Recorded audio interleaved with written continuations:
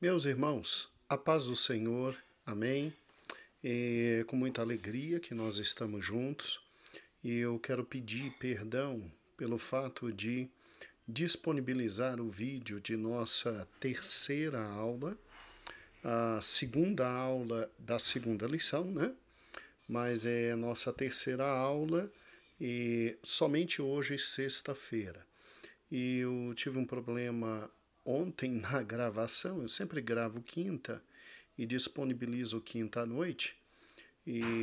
Mas ontem à noite eu gravei, fui disponibilizar, eu apertei alguma coisa que eu não sei o que eu apertei e deu tudo errado. Então me perdoe. E hoje cedo tive que estar trabalhando, então agora exatamente meio-dia e meia eu estou conseguindo gravar, tá bom? No horário de almoço é o que foi possível. Então me perdoe, vamos juntos, eu estou feliz de estar com você, meu amado irmão, e nós juntos estamos trabalhando na obra do Senhor. O que vamos tratar nesse domingo? Bem, eu lhe enviei um primeiro vídeo sobre os anabatistas, tá bom? Creio que você ouviu. É um vídeo bem simples, direto, descomplicado. E te enviei um segundo vídeo sobre Thomas Muster. Thomas Muster, um dos maiores revolucionários que já tivemos na história da humanidade, e ele é chamado teólogo da revolução. Tá. Nós estamos no ponto número 2, brilha a luz na Suíça. Então, brilha a luz na Suíça. E vamos juntos, deixa eu voltar aqui.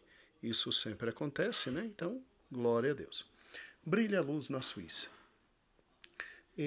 Esta parte, meu amado irmão, minha amada irmã, meu querido professor, minha amada professora, essa lição ela é densa. Então, ela não é uma lição que se dá rapidamente numa única aula. Por isso, como combinado, nós dividimos a lição número 2 em 3 aulas. E esta é a segunda aula da lição número 2.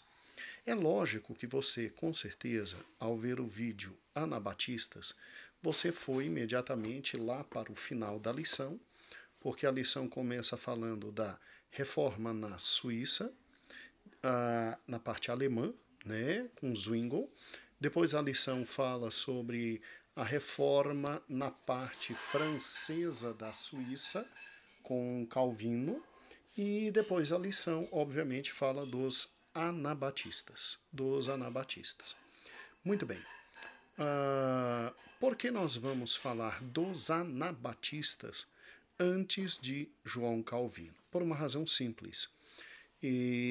Os anabatistas, irmãos, eles, na verdade, eles são um dos movimentos mais importantes que nós tivemos no período da Reforma. Mas um movimento fundamental. Tudo bem que eu sigo uma linha de raciocínio que é o seguinte: eu pessoalmente creio que os anabatistas, eles sempre existiram na história da igreja.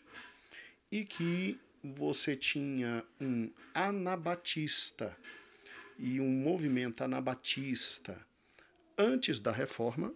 Vamos voltar aqui, por gentileza. Um movimento anabatista antes da reforma e um outro movimento anabatista após a reforma. E que estes anabatistas antes da reforma se juntaram com os anabatistas que surgiram com a reforma e imediatamente saiu todo o movimento. Eu digo isso porque no mesmo instante que Lutero trabalhava na Alemanha e Calvino trabalhava na querida... Calvino não, Zwingli trabalhava na Suíça, no mesmo momento que nasciam as igrejas luteranas, advindas de Lutero, e as igrejas reformadas, advindas de Zwingli, junto com elas nascia também as igrejas anabatistas. As igrejas anabatistas. O que dá a ideia de que o anabatismo, ou seja, os anabatistas, seriam herdeiros de todo aquele movimento que fez os valdenses e os russitas, ou seja, os discípulos de Valdo, né, e os discípulos de John Hus, bem como os Lollardos. Então, a impressão que dá é que eles viviam escondidos e que, quando finalmente, em algum território da Europa, eles tiveram a chance de sair para viver em liberdade e fundar suas igrejas, eles saíram e fundaram suas igrejas. Sabe por quê? Porque a efervescência e o número de igrejas anabatistas, irmãos, anabatistas existentes era simplesmente assim, tão grande, tão rápido, que historicamente fica difícil acreditar que o movimento anabatista surgiu somente depois da Reforma, tá? Mas como eu não tenho, infelizmente, como eu não tenho como historicamente provar tal fato, eu estou juntando documentos para tentar provar esse fato histórico. Nós vamos ter que ficar com a história oficial, tá bom? Mas eu estou juntando muitos documentos, muitos livros, muito conhecimento. E aí o que acontece? Um dia eu consigo passar isso para os irmãos. Mas nós vamos ficar com a história tradicional. Não vamos mudar nada não. Né? Também não vou inventar e criar roda. Né? Não precisa fazer isso. E qual é a história oficial? A história oficial é a seguinte. Vamos juntos, tá bom? Então foi só uma ideia que eu expus. Ela não é uma ideia minha, ela vem de outros autores que eu li, gente muito competente, mas que não conseguiu trazer as provas históricas que eu precisava. Mas fiquei com a pulga atrás da orelha e um dia, quem sabe, a gente consegue provar uma tese dessa. Mas vamos juntos, vamos juntos.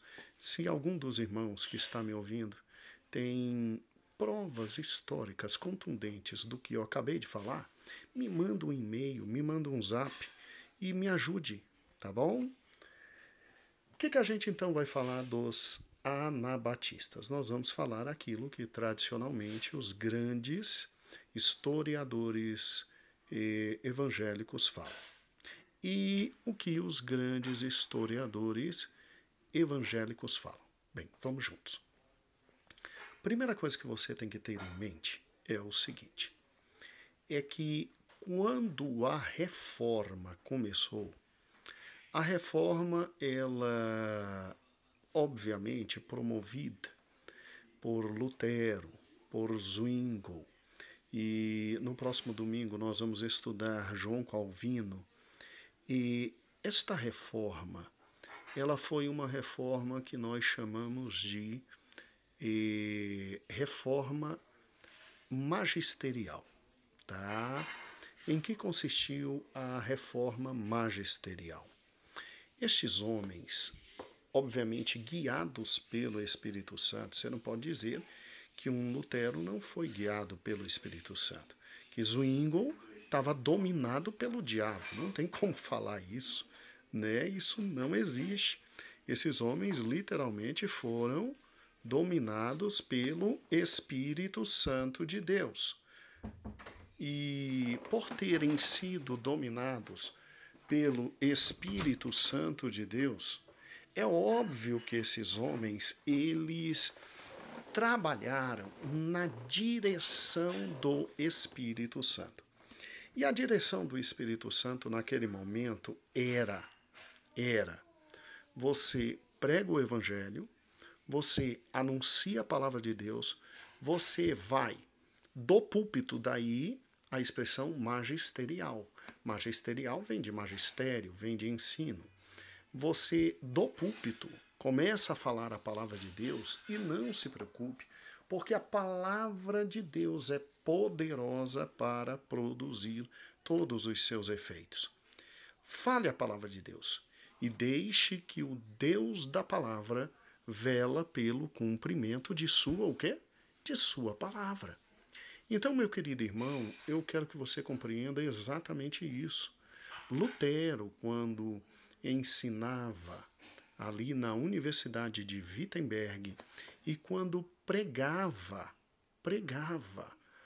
na catedral, ali em Wittenberg, em uma das igrejas que ali existia, você tem que compreender que Lutero estava promovendo a reforma, confiando na palavra de Deus e que a palavra de Deus ia produzir todos os seus efeitos.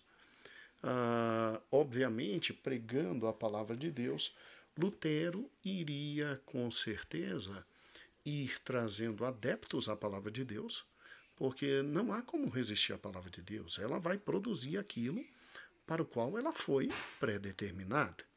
E na medida em que a palavra de Deus era pregada, anunciada, discernida, a palavra de Deus, obviamente, ia produzindo os efeitos. E qual era o efeito? O efeito era, Lutero estava submisso a um senhor feudal chamado Frederico o Sábio. Ele era o rei da Saxônia. Agora, aquele senhor feudal cuidava da Saxônia, na Alemanha. Em outra parte da Alemanha, como por exemplo Frankfurt, era outro senhor feudal, era outro rei, era outro príncipe e ali uma outra igreja. E aí Lutero, obviamente, primeiro pregou, o rei da Saxônia o protegeu e, obviamente, o luteranismo foi ganhando todos os reis ali da parte norte, você se lembra? E expandindo todo o evangelho ali para a Escandinávia, como nós estudamos. Você tem que compreender que isso foi feito pelo Lutero, por Lutero, de forma a consolidar o evangelho pelo evangelho, a palavra de Deus pela palavra de Deus. Daí a nossa querida reforma magisterial. Você também tem com Zwingli o quê? Você tem com Zwingli a mesma coisa. Zwingli pregou em Zurique, e em Zurique, ali na grande catedral de Zurique, Zwingli, meu querido e prezado irmão, ele falava a palavra de Deus. E ele é óbvio, tudo bem, ele era bem mais radical que Lutero. Ele exigia muito mais que Lutero. Tanto é que para Zwingli só se podia fazer o que estava permitido na Bíblia. O que não estava permitido era automaticamente proibido. Zwingli era muito mais radical. Mas Zwingli também esperava a palavra de Deus produzir efeito nos seus alunos, produzir efeito em todos os políticos, os reis, o Conselho de Estado ali da Suíça. Cada cantão suíço tinha um conselho. E Zwingli aguardava a produção desses efeitos normais da palavra de Deus. E assim, Lutero conquistou toda a parte norte da Alemanha e a Escandinávia, ou seja, Dinamarca, Islândia, Finlândia, Suécia. E Zwingli conquistou praticamente quase toda a parte alemã da Suíça. Quase toda a parte alemã da Suíça. Muito bem. Só que tem uma questão. Os discípulos de Lutero e os discípulos de Zwingli simplesmente, ao lerem a Bíblia, ao estudarem a palavra de Deus nos originais gregos, hebraicos, ao discernirem a palavra do Senhor, esses irmãos em Cristo, os discípulos, começaram a pensar assim, poxa, mas a reforma está muito lenta. A reforma está muito lenta, tem que ser mais rápida, tem que ser mais automático, é para ontem. A palavra de Deus é verdade, mas não pode ficar só com a palavra de Deus. Tem que começar a pegar em armas, tem que começar a avançar, dominar outros povos, arrebentar Deus e o mundo, quebrar todo mundo na pancadaria. E aí surgiu o que nós chamamos de reforma radical. Reforma radical. Inclusive, para te ajudar quanto a isso, eu tenho aqui um slide que vai ser disponibilizado para você usar na sua querida aula. E esse slide, vamos juntos aqui? Vamos a ele? Te ajuda muito a realizar o que você tem que realizar na próxima aula. Vou botar no dispositivo de apresentação, ele vai virar. Eu já fiquei sabendo que quando os slides viram aqui, você escuta muito bem minha voz, mas fica difícil de ver o slide, mas tenta ver no computador, vamos ver o que é possível para tentar, né? Então vamos juntos. Olha que interessante. Quando você pega e entende que a reforma foi, em primeiro lugar, um movimento magisterial, ou seja, um movimento em que os primeiros reformadores atuaram ao lado dos reis, das autoridades, dos magistrados, e magisterial porque eles não foram contra, não atacaram, eles precisaram do apoio desses homens para começar a trabalhar, e foi magisterial também em razão do fato de que, através do magistério, a palavra de Deus estava sendo difundida e eles aguardavam os efeitos da palavra de Deus. Você agora tem nos discípulos, não todos os discípulos, a maioria continuou acreditando na possibilidade de reformar tudo pelo sistema magisterial.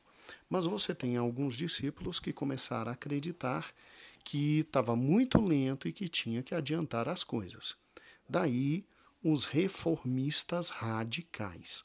É também chamada reforma radical. Agora, olha aí no slide como é interessante. A reforma radical defendeu a completa separação entre a igreja e o Estado. Então, ela se diferenciava dos reformadores magisteriais, porque os reformadores magisteriais diziam assim, olha, sem os magistrados, sem os reis, os senhores feudais, a gente não consegue mudar nada. Já essa galera dizia, não, uma coisa é o Estado, outra coisa é a igreja, vamos reformar tudo independentemente do Estado. A segunda coisa, os reformadores radicais acreditavam na liberdade religiosa, o que possibilitava leigos de exercerem o ministério, ou seja, estarem na frente da igreja pregando o evangelho. Já os reformadores magistrais, eles tinham em sua consciência o fato de que quem tinha que realmente estar na frente era aquele indivíduo que era preparado, que tinha estudado teologia na universidade, que sabia as línguas absolutamente originais e que tinha condições, obviamente, de fazer um trabalho diferenciado, um trabalho consciente, um trabalho profundo. Então, nós temos que ter em mente exatamente isso. Os reformadores radicais, eles partiam do evangelho puro e simples, absolutamente puro e simples, que nos dava a viabilidade de todos pregarmos o evangelho e vamos embora. Os reformadores chamados radicais, além disso, eles rejeitavam a questão do batismo infantil. Isso aqui foi muito interessante. Porque à medida que você vai lendo realmente a palavra de Deus, você vai vendo que na palavra de Deus o batismo, além de ser por imersão, é ainda um ato de absoluta consciência.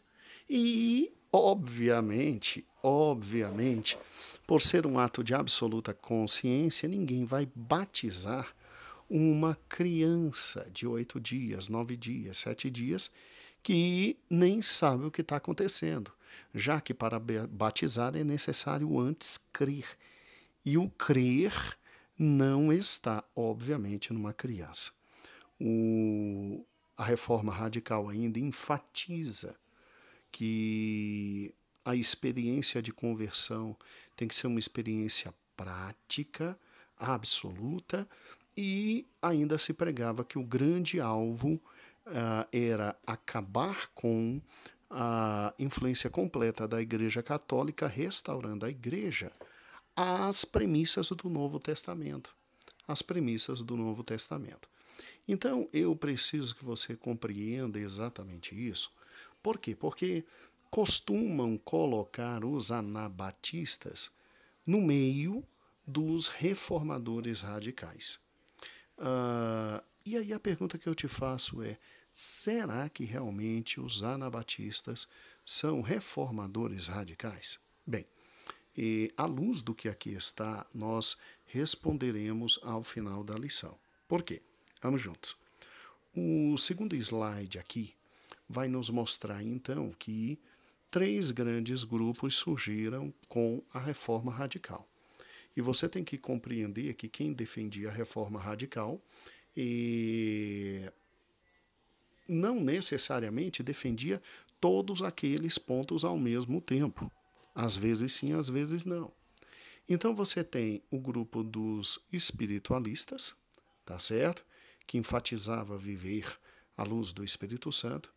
O grupo dos racionalistas, que enfatizava viver somente a parte radical da palavra de Deus, e você tem colocado aqui no meio como radicais, como aqueles que defendiam que a reforma estava muito pequena, não é assim, tem que avançar, tem que avançar, tem que avançar, os queridos anabatistas, que é o grupo de maior influência e que surgiu ali em Zurique, em 1525, com o nome de irmãos suíços, e se dividiram em menonitas, luteritas, os amishes e a Igreja dos Irmãos.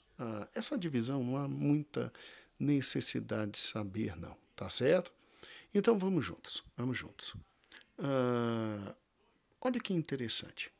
Eu e você precisamos entender que depois que Lutero e depois que Zwingli estavam desenvolvendo com calma, de forma magisterial, toda a reforma na igreja e ganhando resultados, à medida que a Alemanha ia recebendo a luz de Deus, à medida que a Suíça ia recebendo a luz de Deus, os radicais começaram a surgir.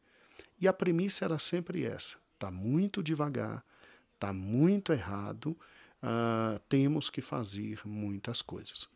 Então, se você se lembra, aqui ó, os 3 grupos que enfatizamos na reforma radical, exatamente, em primeiro lugar, os espiritualistas, os racionalistas e os anabatistas. Eu vou trabalhar, e você também, no próximo domingo, só com 2 grupos, os espiritualistas e os anabatistas. Os racionalistas a gente trabalha quando for trabalhar com Calvino, tá? Que Calvino é que teve que enfrentar os racionalistas, principalmente na questão de Miguel de Cerveta. Então, vamos aos espiritualistas. Olha o que essa galera pregava: radicalismo místico ou espiritual. O grande representante é este homem aqui, Gaspar, e o que está embaixo eu não sei ler, me perdoe, mas parece que é Scadefildes, uma coisa assim. Não sorria, por gentileza, tá bom? Vamos juntos. Eu estou sorrindo aqui, você não vai sorrir? Muito bem. Quem eram os radicais místicos? Os radicais místicos, eles surgiram na Alemanha e também na Suíça. Todos os livros de história gostam de falar dos radicais místicos da Alemanha, mas na Suíça também eles existiam. Eles diziam o seguinte: olha, nós temos que dar mais liberdade ao Espírito Santo. Nós temos que ser dirigidos de forma absolutamente pessoal pelo Espírito Santo. Porque essa história de ficar sendo dirigido só pela Bíblia, só pela Bíblia, só pela Bíblia, está nos aprisionando e a reforma não anda. Lutero e Zwinglio não fazem essa reforma andar. E a reforma só tem como andar se nós formos dominados completamente pelo Espírito Santo. Daí, um problema sério. Eles relativizaram o sola escritura. Como assim relativizar o sola escritura? Olha que interessante. Eles colocaram a Bíblia numa posição secundária em relação às revelações pessoais e experiências místicas com o tal Espírito Santo que eles acreditavam estar tendo cada uma dessas revelações. Irmãos, olha que problema. Na medida em que você olha menos para a Bíblia, que é nosso guia de segurança, que é nosso marco na vida, que é nosso escudo, irmãos, a Bíblia quando diz, ó Deus, para sempre está firmada a tua palavra nos céus, isso significa que dos céus ela veio, nos céus ela continuará como ponto fundamental para toda a existência humana e ela é absolutamente divina, ela é o nosso primeiro marco. Na medida em que eu tenho contato com um tal espírito e que esse espírito me faz me afastar da palavra de Deus, tem algo errado. E aí o que acontece? Esses racionalistas místicos ou espirituais, eles compartilhavam com aquelas ideias de que, obviamente, o batismo não pode ser somente de adultos, tem que ser de criança. Eles compartilhavam com a ideia de que a igreja tem que estar separada do Estado. Eles compartilhavam a ideia de que, obviamente, a igreja tem que ser mais dinâmica, ativa, evangelística. E o único problema deles é dizer o seguinte, olha, nós temos que ser guiados muito mais pelo Espírito que pela Escritura. Agora, vamos lá, na medida que você diz que tem que ser muito mais guiado pelo Espírito que pela Escritura, que tipo de Espírito está te guiando? Entendeu? E daí, dos radicalistas místicos, surgiram os radicalistas sociais. Olha esse homem aqui, irmãos. Thomas Muster. Thomas Muster foi aquele que eu enviei os 3 vídeos para você. Thomas Muster, ele tinha tido uma experiência muito grande com os místicos. Então, Thomas Muster partia da noção de que, sim, a Bíblia tinha validade, que maravilha, que coisa fantástica, sola escritura. Ele tinha a noção do que era uma Bíblia, da certeza da Bíblia e da grandiosidade da Bíblia. Esse homem é, sem sombra de dúvidas, um dos maiores teólogos na época de Lutero. Esse homem era amigo de Lutero. Esse homem compartilhava a mesma coisa que Lutero compartilhava. Esse homem tinha tanto de Lutero a confiança que ele foi colocado na igreja. Agora esqueci o nome ali na Alemanha. Mas essa parte também tinha se tornado protestante. Estava um outro rei, num outro senhorio feudal, e Lutero, que estava na Saxônia, colocou Thomas Muster nesta igreja como representante dos luteranos lá. E aí ele começa a criticar Lutero e começa a dizer, não, mas espera aí, mas está devagar demais, não, está devagar demais, não, está errado, nós temos que mudar tudo. A Igreja Católica, meu Deus do céu, a Igreja Católica, ela é riquíssima, ela é terrível, ela oprime os pobres e nós temos que mudar. E aí é com base nas experiências místicas deles, irmãos. Olha que loucura. Este homem disse que o Espírito Santo o tinha levantado para que ele estabelecesse o reino milenal de Cristo na Terra, exatamente no ano de 1520. Como assim o reino milenal, pastor? O reino milenal não é estabelecido por Cristo? Sim. Mas ele dizia que ele era o homem que seria usado por Cristo para estabelecer o reino milenal. Então ele tinha que estabelecer um reino de paz, de justiça, sociais completas e absolutas. E aí o que acontece? De forma muito simples, para erigir o reino de Deus na terra, ele começa a pregar. Ele é inteligentíssimo, ele tem uma oratória fantástica e ele começa a pregar que tem que estabelecer o reino de Deus na face da terra, eliminando todos os não crentes. E quem eram os não crentes? Era qualquer um que não estivesse na igreja de Thomas Muster, principalmente os reis, principalmente os senhores feudais. Esses eram os não crentes e acabou, não tem papo, que morra todo mundo. Então ele pregava literalmente, uma sociedade absolutamente igualitária, que não tivesse classes sociais. Ué, pastor, mas isso não é o comunismo? Irmãos, ele é o teólogo da Revolução. Thomas Muster foi simplesmente estudado por Karl Marx e Friedrich Engels, os dois grandes teóricos do comunismo. E Thomas Muster simplesmente disse, sociedade igualitária, vamos acabar com ricos e pobres, vamos tomar toda a terra com base nas armas, acabar com a propriedade privada, tá vendo aí? Instituição estatal, e nós vamos ter a mesma experiência que os irmãos de Atos, capítulo 2, tiveram. Viviam em comum, com tudo em comum, sem classes, um ajudando o outro. Nós vamos estabelecer o reino de Cristo aqui. Pastor, pelo amor de Deus, de onde ele tirou isso? Das experiências espirituais dele.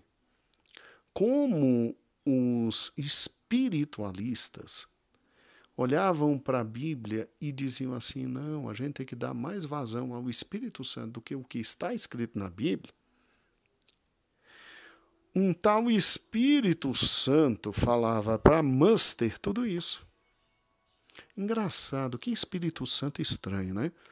Porque, olha que interessante. Vem comigo aqui, por gentileza, para nosso contato absolutamente direto, ok? Estamos juntos. Era um Espírito Santo meio estranho, na medida em que o Espírito Santo que inspirou homens para escrever a Bíblia, quando fez Mateus registrar, Marcos, Lucas registrarem as palavras de Cristo no Sermão da Montanha, o que Cristo falou era exatamente contrário ao que Muster falou. Cristo chegou e disse, olha, vocês estão pensando que eu vim aqui pegar em armas, arrebentar todo mundo, estabelecer reino agora? Não, meu reino não é deste mundo, meu reino espiritual é completamente diferente. Vocês não sabem de que espírito eu sou, rapaz. Olha, presta atenção. Se um perverso agredir vocês, não é para resistir o perverso, não. Se o indivíduo der na sua cara direita, é para dar à esquerda. Se o indivíduo te obrigar a andar 1 milha, é para andar com ele absolutamente 2 milhas. Vocês estão malucos. Eu não vim para fazer ninguém pegar em armas. Eu vim, ao contrário, pregar o Evangelho. Estranho. Que estranho que o Espírito Santo que estava em Cristo é completamente diferente do Espírito Santo que estava guiando os místicos radicais que desembocaram nos radicais sociais como Thomas Muster. Sério, estou brincando não. Thomas Muster estava junto de Lutero trabalhando na obra. Aí o maluco começou a interpretar radicalmente as coisas, começou a dizer, ó, tá tudo errado, tá tudo errado, tá tudo errado. Nós temos que mudar tudo rapidamente, não tem que se associar com reis, coisa nenhuma. Nós temos que matar os reis, nós temos que acabar com a vida desse povo e temos que estabelecer pela revolução tudo. Amados, o que aconteceu? Bem, aconteceu algo terrível. Lutero escreveu para Thomas Manster, dizendo, meu amigo, esqueça isso. Você está errado. Esse não é Espírito de Cristo. Tenha calma, nós estamos trabalhando. A palavra de Deus é viva e eficaz. Ela vai tocar no coração dos reis. E os reis serão absolutamente transformados. Tenha calma, meu amigo. Thomas Manster ouviu? E aí, como aqueles vídeos, Thomas Manster fez um levante dos camponeses e os reis foram atrás de Lutero. Foram atrás de Lutero e disseram, Lutero, vem cá, e aí? A gente pode se defender? Lutero, que não queria armas, que não queria morte, disse, sim, é possível se defender. Os reis foram e foi um massacre dos camponeses, porque Thomas Manster levantou as massas pobres para ir contra os grandes e poderosos. E foi um massacre. Mais de 6.000 camponeses morreram. Thomas Manster saiu da cidade dele, onde ele estava pregando o evangelho, e desenvolveu esse lado maluco da reforma, esse lado radical. Thomas Manster simplesmente saiu. Com 300 homens, se juntou com os outros milhares que tinham e infelizmente morreu. Inclusive tem um dos vídeos mostra o pastor, aquele pastor, ele é doutor em história, mostra ele tendo diante de si uma maquete com aquele momento histórico tão terrível. Então veja o que foi os radicais da reforma. Os radicais da reforma foram essas pessoas que disseram, ó, tá tudo errado, tem que avançar, tem que avançar, tem que avançar, tem que avançar, tem que avançar.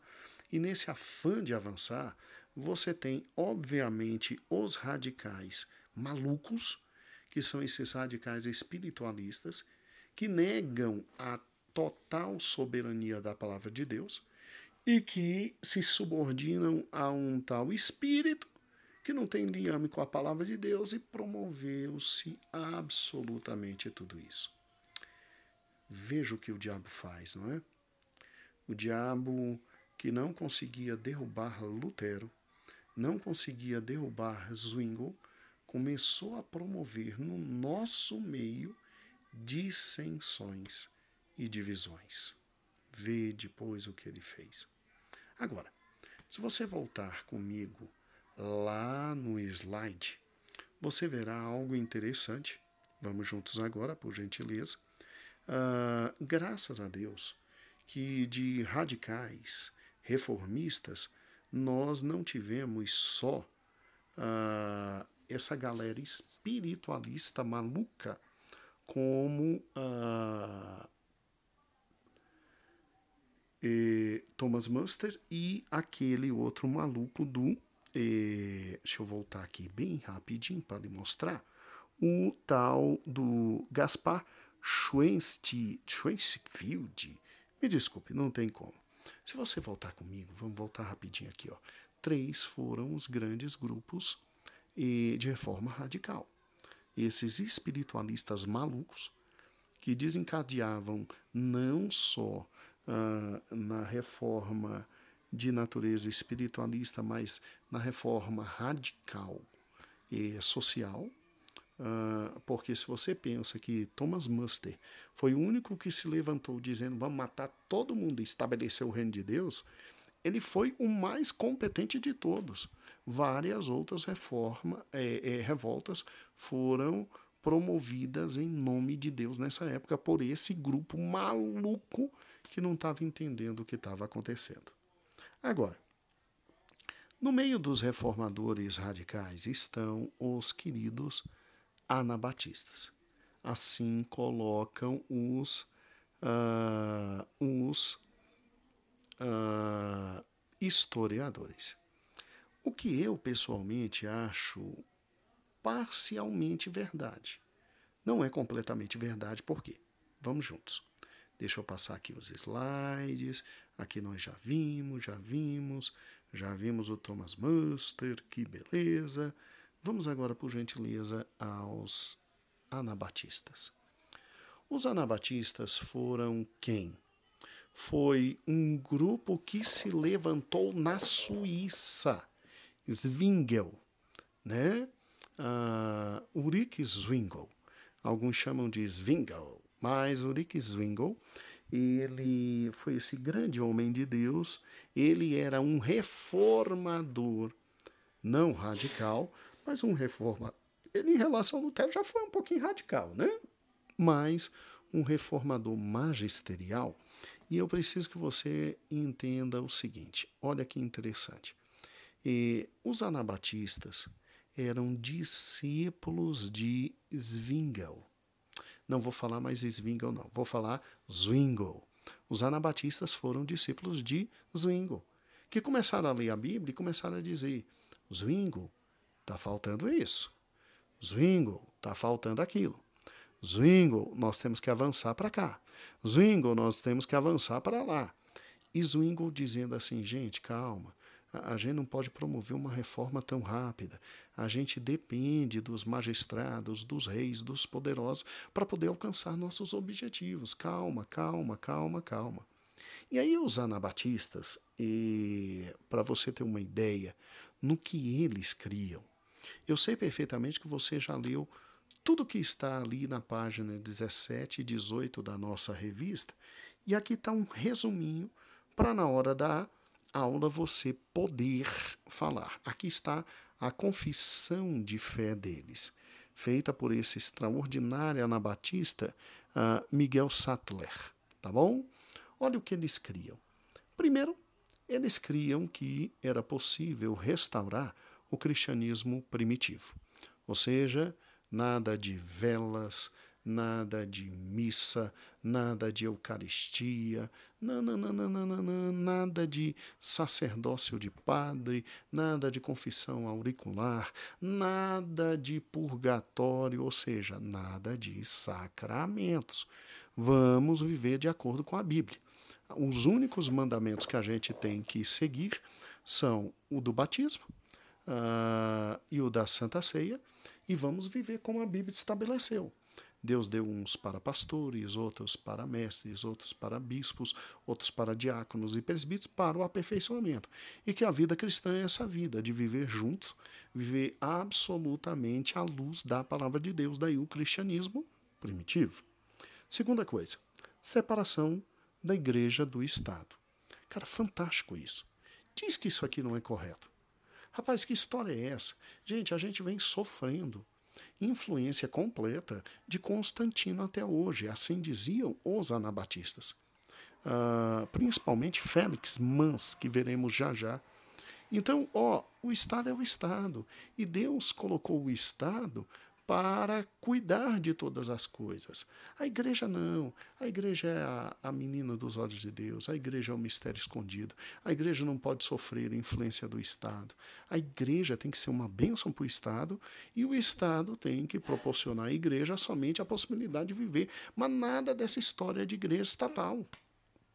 Vamos acabar com isso, porque a Bíblia diz isso. A questão do batismo dos crentes. Aqui é fantástico. O batismo dos crentes, eles defendiam que o batismo tinha que ser daqueles que criam, não de crianças. Você sabia que Zwingli também chegou a essa conclusão, mas teve que voltar atrás por uma conveniência para não brigar com os regentes ali de Zurique? Pois é. Eles defendiam a igualdade e a fraternidade. Todos nós somos iguais, todos nós somos irmãos, todos temos que viver em alegria, felicidade. Olha o mais importante. O mais importante era o pacifismo. Por isso que eu digo que os anabatistas, eles não foram reformadores radicais como os espiritualistas e os doidos dos radicais sociais. Eles não pegavam em armas. Eles não pegavam em armas. Eles, irmãos, os anabatistas, eles simplesmente viviam à luz da palavra de Deus. Me diga o que está errado aqui em qualquer uma dessas premissas. Era pacífico, ninguém pegava em armas para absolutamente nada. Eles criam só na palavra de Deus. Agora, eles são chamados de anabatistas por uma razão simples. Anabatismo significa aquele que batiza de novo. Eles não acreditavam no batismo efetuado pela Igreja Católica Romana, pela Igreja Luterana, pela Igreja que Zwingli liderava, que era reformada, que batizava criança. Eles diziam, olha, o batismo é por imersão e o batismo é só para quem crê. Então está errado. Então essa era a grande diferença deles com Lutero e Calvino. Segunda grande diferença deles com Lutero e Calvino é que eles diziam, olha, deixa o Estado para lá, vamos viver enquanto igreja. Vamos viver enquanto igreja. E Lutero e Calvino, de alguma forma, dependiam do Estado para viver. Então, eles lutavam, proibiam armas, diziam que os irmãos em Cristo não poderiam ocupar cargos públicos, tá? Então, por exemplo, o anabatista cria que o indivíduo não poderia ser juiz, porque o anabatista dizia que se fosse juiz ele mandaria matar e Deus proíbe matar, tá? Então, aqui está o único ponto que eu discordo dos anabatistas, porque é lógico que nós podemos exercer cargos públicos, sim, com a finalidade de abençoar ali no local onde estamos. E, obviamente, eles tinham um problema sério com eles. Eles eram de rigorosa disciplina, tanto é que qualquer um que não estava com eles, eles baniam, ou seja, eles afastavam da comunidade. Mas pelo menos não eram como os luteranos e os zwinglianos, que não só baniam, matavam mesmo, né? Então, se você parar e pensar, pensa comigo, quem são os anabatistas? Tá? Os anabatistas nada mais são do que um povo que Deus levanta após a reforma e que luta para a implementação completa da palavra de Deus. É só isso. Tá, eles tinham esses dois erros da questão de que o crente não poderia estar no cargo público, tinha. E eles tinham esse problema de banimento de quem não queria ser anabatista, ao invés de ter calma e tentar trazê-lo ao evangelho, tinha. Mas você vai fazer o quê, meu amado irmão? Ninguém é perfeito. Agora, em relação a Lutero, em relação a Zwingli, eram homens com muito mais profundidade bíblica, com muito mais vontade de avançar na reforma e de fazer o sola escritura valer. E, graças a Deus, pacíficos. Por isso que a gente não pode confundir os anabatistas com os radicais espiritualistas que deu naquele doido do radical social do Thomas Muster. Para que vocês vejam, e eu preciso agora passar aqui, o primeiro grande anabatista, que se tem ideia, é esse que está aqui, Conrad Grebel. Grebel, ele nasceu em 1493 e foi até 1528.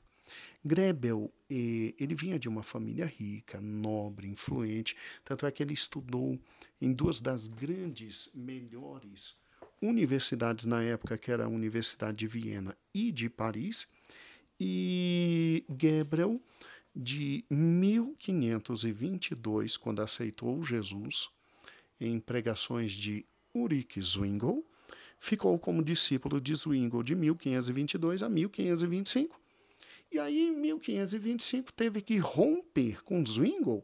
Por quê? Por uma razão simples. Zwingli não queria acabar com a história de batismo infantil, estava errado. Zwingli não queria avançar nas reformas espirituais que tinham que ter na igreja. E aí, simplesmente se afastou. E ele foi o fundador do movimento Anabatista na Suíça. Tá bom? Anabatista na Suíça. E, inclusive, nessa época, foi fundada a primeira igreja anabatista na Suíça. A esposa dele, inclusive, gente, ficou grávida. Todo o povo ali na Suíça simplesmente estava esperando que ela levasse a criança para batizar.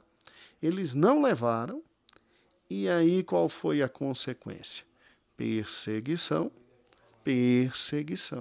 a Conrad Gabriel, sua esposa, seus filhos, por parte de quem? Por parte da igreja, a igreja de Zwingli. A igreja de Zwingli. Então veja, o indivíduo estudou com Zwingli e só queria que as reformas começadas por Zwingli continuassem, mas Zwingli não queria levar à frente muitas das reformas que tinham que mudar. E ele ficava mostrando a Bíblia para Zwingli, dizendo, isso aqui está errado, isso aqui está errado. E aí Zwingli, calma, nós vamos mudar. Aí não deu outra. Aí imediatamente se afastou, e por ter se afastado, ele foi, infelizmente, perseguido. Outro grande anabatista que nós temos é Félix Manz. Esse é um caso muito bonito. Você pode imaginar um garoto que não chegou a 30 anos e já é mártir do Evangelho, porque pregava a santificação, pregava o batismo de adultos, pregava contra o fato de que crentes que estavam envolvidos na política estavam sujando o nome de Deus. Você pode acreditar nisso? Ele foi o primeiro grande mártir anabatista. Engraçado, como é que matavam os anabatistas? O pessoal dizia assim, já que vocês são anabatistas, ou seja, vocês querem batizar de novo, então tá bom, nós vamos matar vocês afogados. Era uma ironia desgraçadamente horrível, né? Nós vamos matar vocês afogados. Não gostam de água? Vão morrer na água.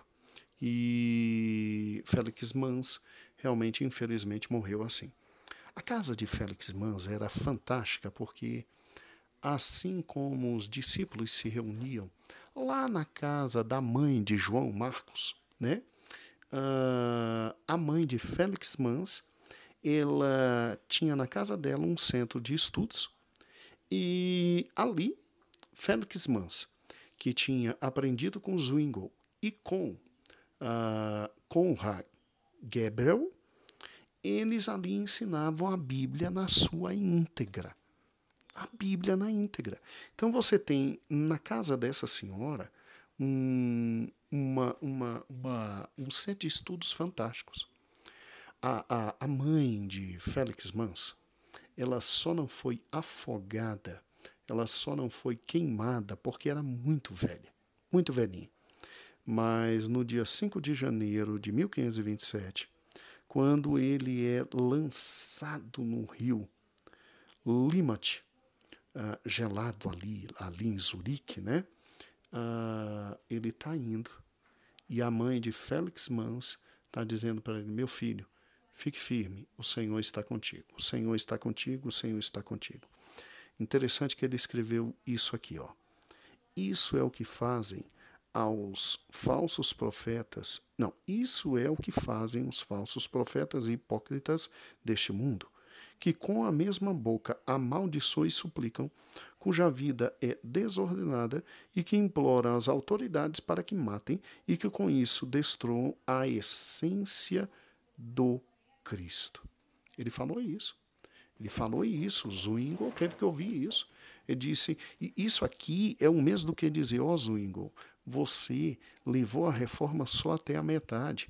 E quem leva a reforma até a metade não fez tudo o que tem que fazer, não. Olha, você, meu Deus do céu, ele chamou Zwingli de falso profeta. E ele disse, ó, você será chamado por Deus à prestação de contas, porque a tua obrigação era como a obrigação de Paulo. Você tinha a obrigação de pregar toda a verdade. Você não está trazendo toda a verdade, Zwingli. Tu não está trazendo toda a verdade. Bem, agora, um dos maiores que tivemos aqui também foi o querido Baltazar Hubmaier. E esse aqui, a história dele é muito bonita, ele é um teólogo extraordinário, ele é doutor em teologia pela universidade, na época, uma das grandes universidades, Ingolstadt, né? E o que acontece? Ele, lendo Lutero e Calvino, lendo Lutero e Zwingli, ele chega às grandes ideias e larga a Igreja Católica. Quando ele larga a Igreja Católica, aí ele é influenciado por pregadores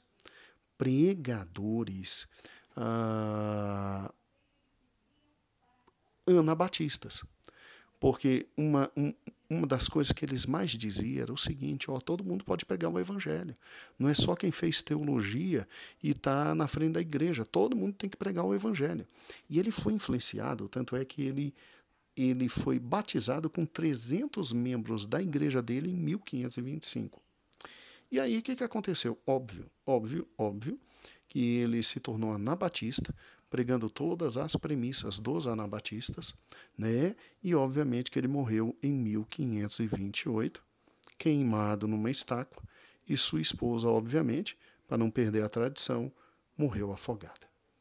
Então, irmãos, quem foram os anabatistas? Os anabatistas foram homens simples, amorosos, fervorosos, que queriam que o evangelho avançasse em toda a sua plenitude nos locais em que a reforma começou. E aí o que acontece? Mal interpretados pelos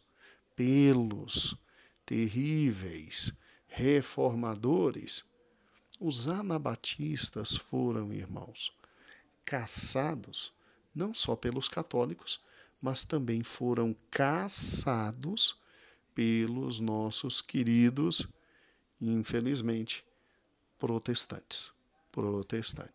E foram caçados por quê? Primeiro porque criam no solo escritura, como todos os protestantes. Mas eles queriam a implementação do solo escritura o mais rápido possível, em toda a integralidade. O que era um fenômeno, na época, um tanto impossível, porque a reforma estava crescendo.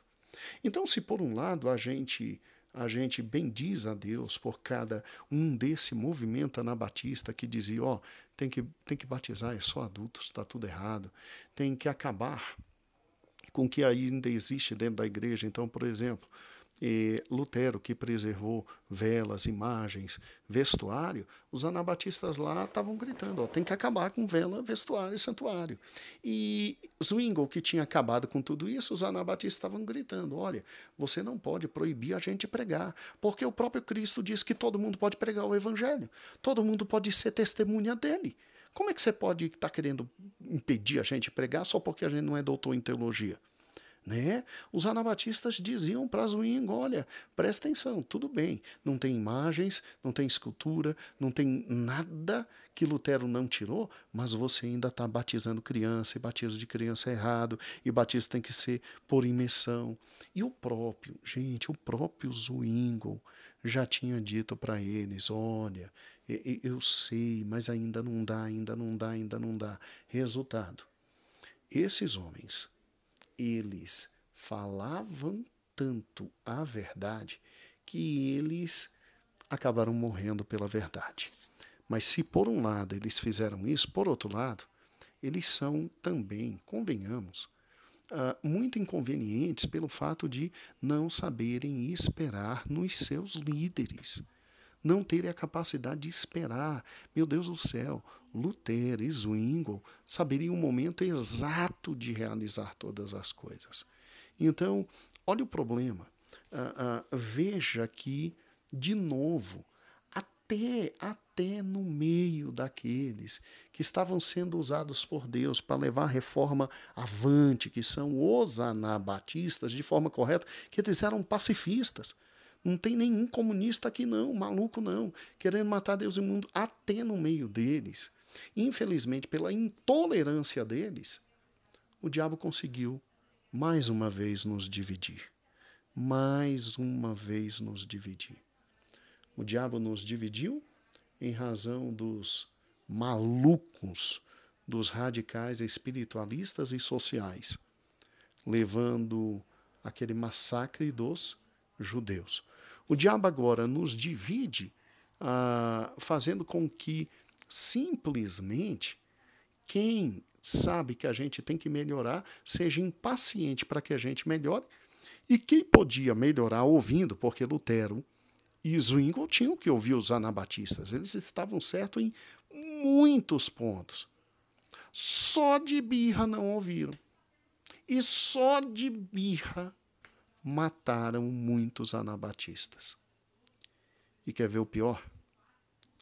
O pior é o seguinte. Não, antes do pior, né? Desculpa. E aqui nós temos que falar desse grande homem, Menno Simons. Menno Simons, ele viu que os anabatistas estavam sendo perseguidos em todo canto, por todo mundo. Eram perseguidos pelos luteranos, eram perseguidos pelos zwinglianos, eram perseguidos pelos católicos. E aí Menno Simons, que era também de natureza anabatista, um homem conciliador, amoroso, ele conseguiu juntar todos os anabatistas possíveis ali na Holanda, e ele conseguiu ali um local livre para os anabatistas viverem. Deus usa Menno Simons para criar a Igreja Menonita, que existe até hoje, para criar a Igreja Menonita. Então nós passamos, depois da Igreja Católica, nós passamos até então a Igreja Luterana, Zwingliana e agora a Igreja Menonita. Tá? Agora, grande parte dos anabatistas que não seguiram Menon e não foram para a Igreja Menonita, fugiram para regiões como Estados Unidos, Pensilvânia, e ali fundaram as classes Amish, os Amishes, né? E louvado seja Deus por intermédio deste homem aqui. Agora, o pior é isso aqui. Veja bem, o diabo tinha simplesmente trazido já divisões dentro do luteranismo com aqueles radicais malucos sociais. Os anabatistas surgem muito bem, mas não sabem ter paciência para conduzir a reforma no meio dos luteranos e zwinglianos. E o diabo começa e o diabo consegue uma das maiores vitórias de todo o tempo. Que vitória é essa? Bem, tentando tornar os protestantes um só, os reis do norte da Alemanha juntam Lutero e Zwingli a pedido dos reis dos cantões protestantes alemães. E eles querem que Lutero e Zwingli concorde para que haja uma só fé, para a coisa andar. E aí em Marburg, infelizmente, eles não concordam. Lutero cria na justificação pela fé e Zwingli cria na soberania absoluta. Aqui não está uma grande diferença, porque os dois, tanto Lutero quanto Zwingli, criam na predestinação. Tá? Então, aqui não está um grande problema, uma grande diferença. Muito menos esse segundo ponto aqui, a lei está em contraste com o Evangelho. a lei e o evangelho são inseparáveis, tá bom?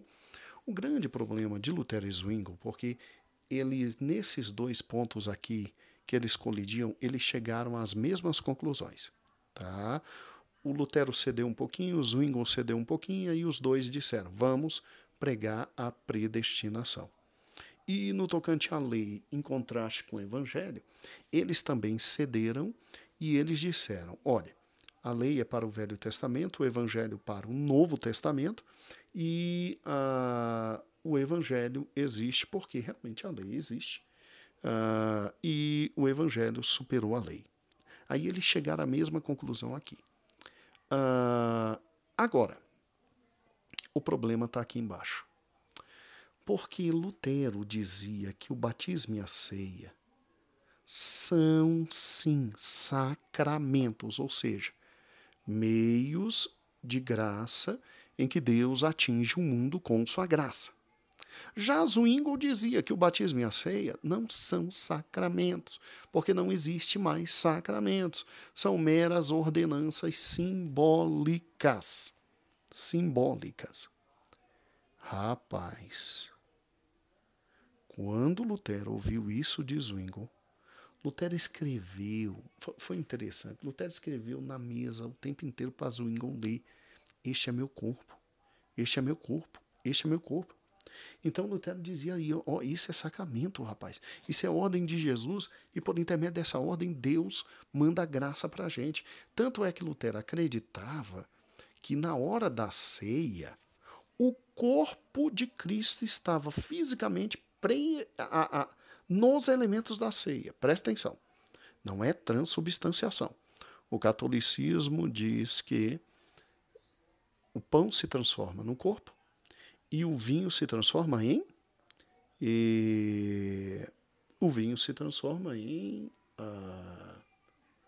no sangue.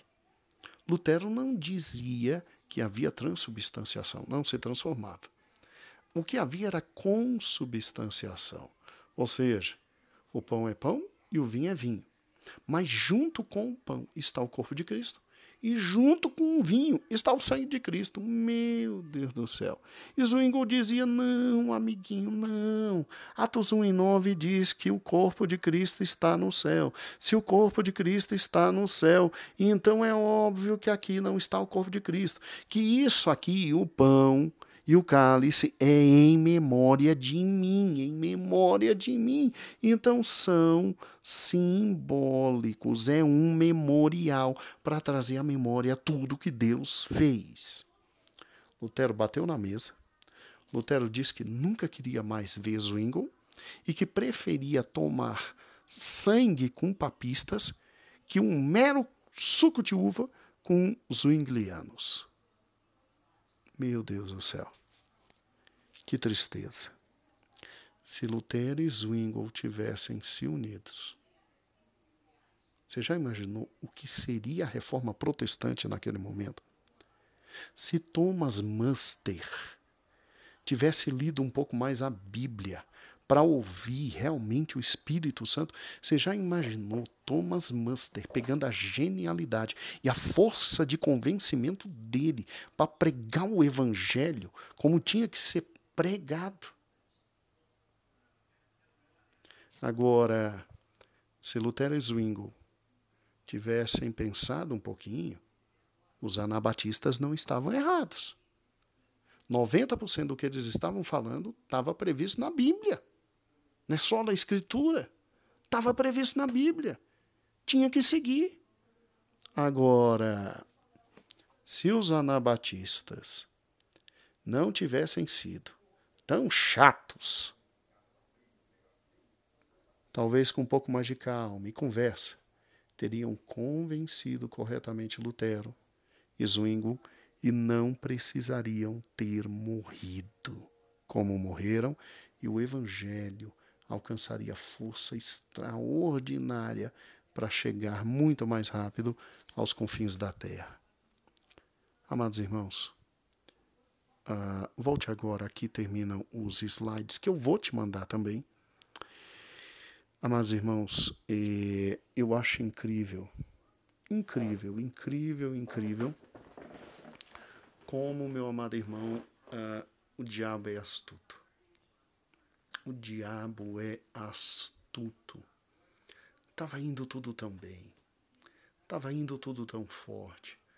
Qual a dificuldade de juntar forças e fazer a obra do Senhor? Mas o ego existe, né?